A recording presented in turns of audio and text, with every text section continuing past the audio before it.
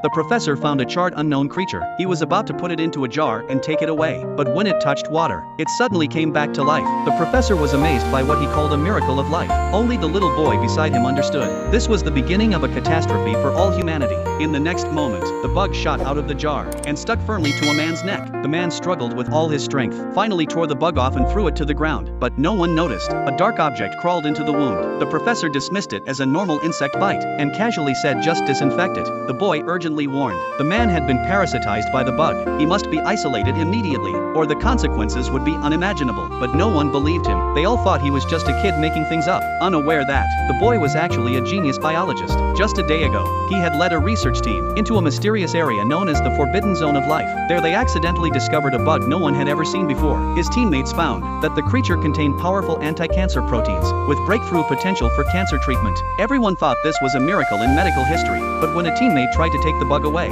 he was accidentally bitten. He soon began to look twisted and monstrous. The bug was parasitizing him from within. One by one, the other teammates were also infected, until eventually, all 30 members mutated without exception. In an instant, they transformed into giant octopus-like monsters dozens of meters tall. The team leader couldn't bear to let the mutants become a threat to humanity, so he decided to detonate a bomb, choosing to die with them. But when he opened his eyes again, he found himself reborn in the body of a little boy, and the college students in front of him were preparing to enter the same forbidden zone. They were only 300 meters away from the destination. The boy was haunted by the tragedy of his past life, and urgently tried to stop them from moving forward. But when he mentioned that the area contained bugs that could parasitize and mutate humans, no one believed him. They all thought he had watched too many cartoons and was making things up. Just then, the professor actually found the charred bug. No one expected that the bomb he had detonated failed to completely destroy the tiny creature. The professor excitedly put the bug into a jar, planning to take it back for research. But the next second, the charred bug revived after touching water. Then it flew out and bit into a man's neck.